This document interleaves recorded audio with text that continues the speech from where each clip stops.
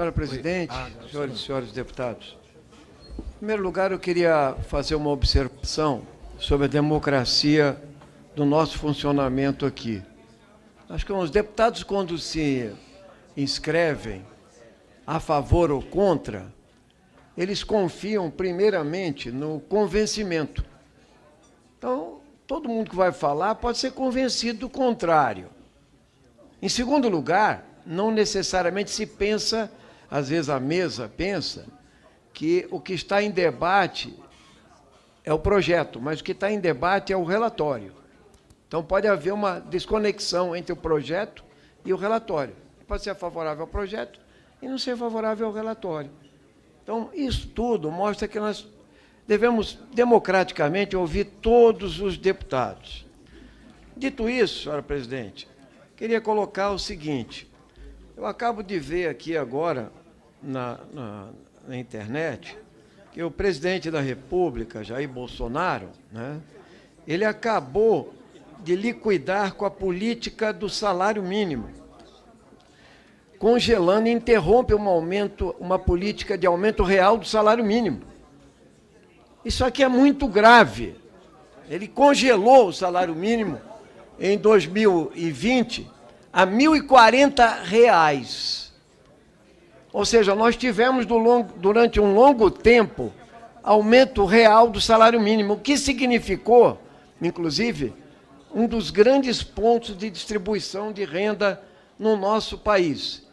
E eu me tenho aqui que nós temos 216 parlamentares do Norte e do Nordeste. Se eu fosse um parlamentar do Norte e do Nordeste, eu encerrava essa discussão, nós votaríamos a PEC e liquidaríamos a reforma da Previdência. A maioria das pessoas do Nordeste ganham um salário mínimo. No BPC, né, uma grande parte está no Nordeste. E nos trabalhadores rurais, metade das pessoas estão no Nordeste. Então, como tem 216 deputados, nós liquidaríamos imediatamente essa questão da discussão da PEC, da Previdência. Porque você está trabalhando contra o pobre, o idoso, o excluído e aquele que não teve oportunidades. Você está trabalhando para aumentar a pobreza e agora o Bolsonaro acaba de congelar o salário mínimo. Isso faz parte de uma política. Na PEC também querem desconstitucionalizar a questão do salário mínimo, inclusive no BPC. A partir de 60 anos, R$ 400 sem reajuste. Sem reajuste. Ou seja, na verdade, Bolsonaro e Guedes sabem que 40 anos de contribuição, que é para se conseguir uma aposentadoria integral, e mesmo 20 anos para se ter 60%, a maioria das mulheres tem 16 anos de contribuição. Então, seria necessário, em idade avançada, mais 4 anos. Mais 4 anos. Ou seja, ninguém vai se aposentar. Então, é óbvio que uma grande parte vai direto para o BPC.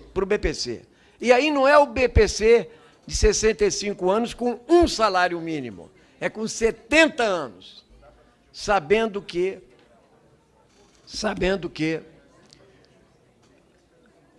a projeção de vida dessas pessoas vulneráveis é no máximo até 73 anos, na média.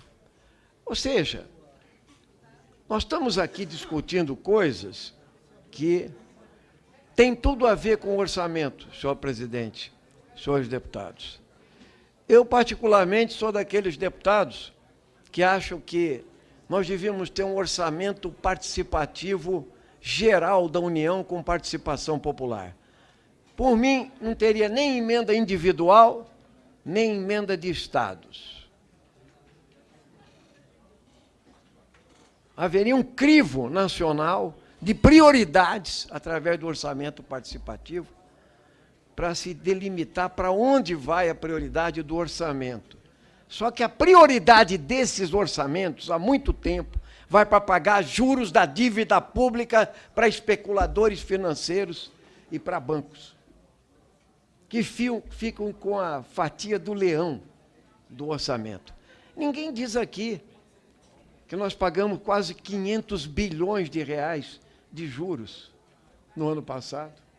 Ninguém fala, ninguém toca nesse assunto. Só diz que tem um déficit na Previdência. Ninguém diz aqui que os ruralistas apoiadores do Bolsonaro querem garfar 17 bilhões de reais com o Fundo Rural. Está aí, ó, pressão absoluta para votar anistia ao Fundo Rural. Latifundiários. Tá certo? Ninguém diz que se a gente contratasse mais fiscais, a sonegação fiscal no nosso país é da ordem de 600 bilhões de reais. Ninguém discute isso. Os meios de comunicação não tocam nesse assunto. Só diz que tem um déficit.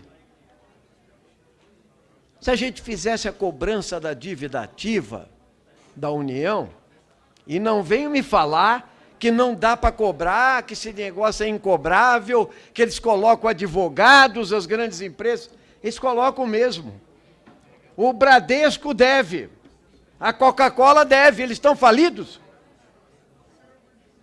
400 milhões de reais. Segundo maior banco, deve, não, a Previdência, 400 milhões de reais. Não se vai atrás, porque eles são poderosos.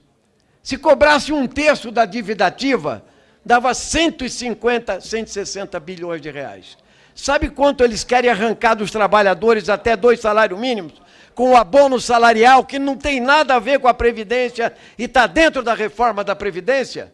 150 bilhões de reais. É o custo do abono salarial, que não tem nada a ver com a Previdência. Assim como os 40% da multa do FGTS e a não cobrança de 8% dos empresários com o trabalhador aposentado. O que isso tem a ver com a Previdência?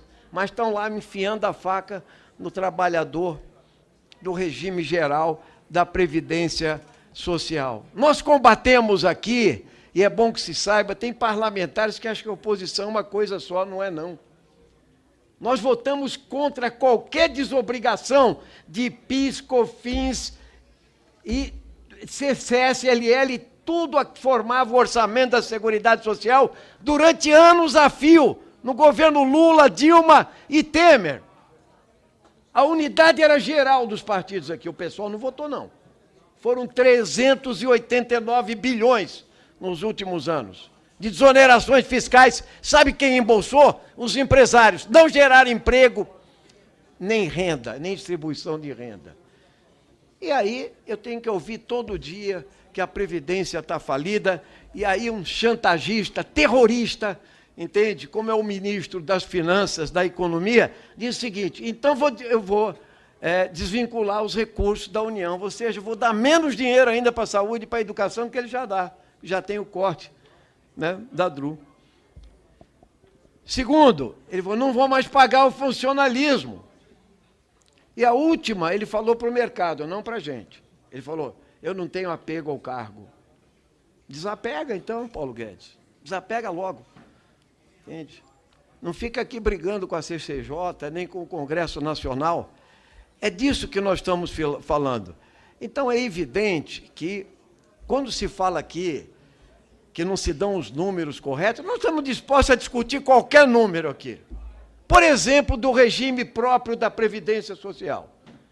86% dos servidores públicos ganham até o regime geral da Previdência. No município, deputado Alencar, a maioria ganha até 2 salários mínimos, em todos os municípios brasileiros. Nos estados é até o regime geral. Esmagadora maioria. E na União é onde existem as grandes carreiras do Estado, onde você tem uma média um pouco superior.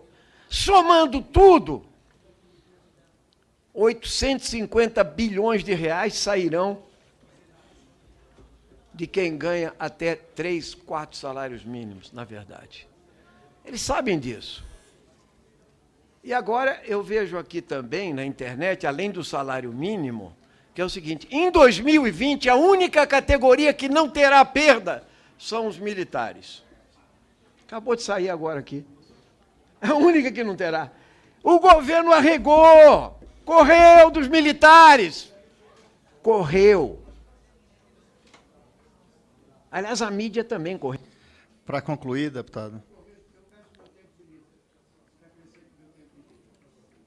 Mais 3 minutos. Agradeço. E nada contra os militares em especial, não se trata disso. Acho que eles foram até sacrificados na sua carreira. Mas no momento que se pede sacrifícios, você fala, não, você vai trabalhar um pouco a mais, vai ter um alíquota maior, mas você vai ter o dobro do soldo. Então você equilibrou, mas só para uma categoria. Só para uma categoria que tem força. Os outros não. Agora eu vou falar dos professores. E professoras em especial. Só quem não sabe o que é uma sala de aula, o senhor Paulo Guedes passou longe, para saber o que é uma professora lá na periferia, no Pará, entendeu? No Paraná, onde for nesse Brasil afora.